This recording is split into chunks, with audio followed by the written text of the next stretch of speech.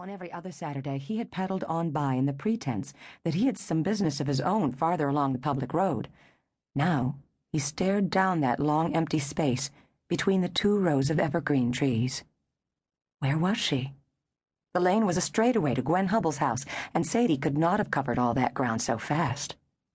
David stood with one foot planted on the road, rocking his bike from side to side. He didn't want to look into the woods beyond the pine trees for fear of seeing her there, writhing on the ground and holding her bloody intestines in her hands. She had done that to him before. Sadie went to entirely too much trouble to frighten him.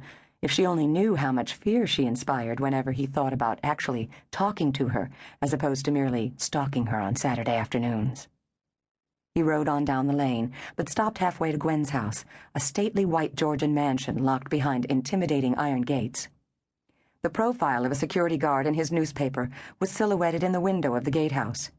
But the guard might as well be posted on the moon, for David rarely spoke to people, or girls. Anxiety and hysteria froze his vocal cords each time he tried. The boy cocked his head toward the left bank of pine trees. He heard a faint and garbled slew of sounds coming from the woods on the other side. Of course it was Sadie, baiting him. If she was carrying a spare set of pig's intestines from the biology lab, she would not want to waste them. Well, he would play the fool for her, if that made her happy. He got off his bike and wheeled it through the tight brace of evergreens. One bough of prickly needles scratched his face in yet another blood sacrifice, and then he was standing in the woods, looking at the stark trees bereft of leaves, shrouded in mist and feathering out to hazy and indistinct forms in the distance. Oh, this was Sadie country, prime for horror. She must be loving this, wherever she was hiding. He stood very still, tensing every muscle in his body.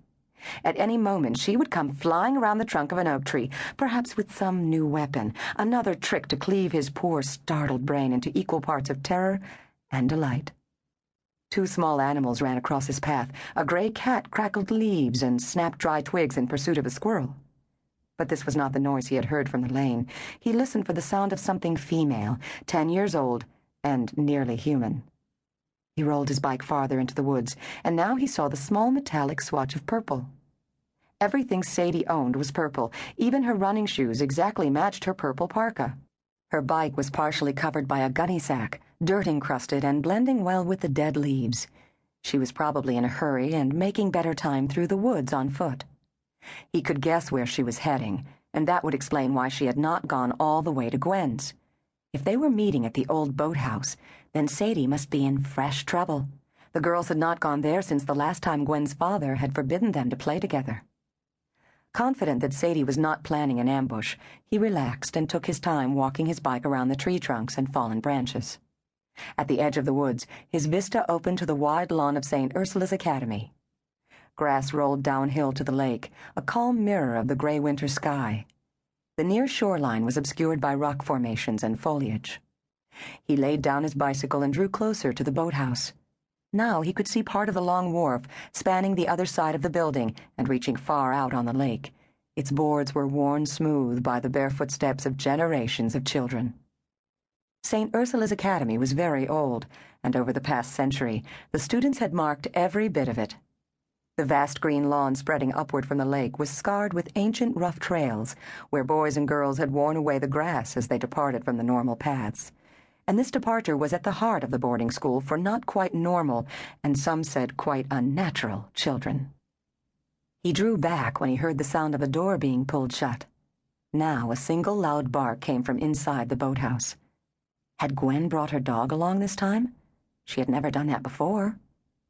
David didn't take up his regular post beneath the window. That might set the dog to barking again.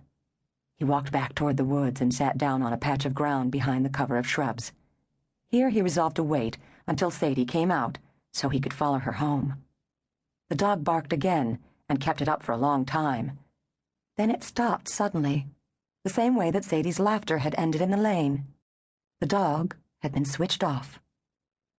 Over the next hour, this was repeated 3 more times. What were Gwen and Sadie doing to that animal? Now there was another noise behind him. He shrank back behind the massive trunk of a centurion oak. A small blonde girl was running through the woods. Gwen?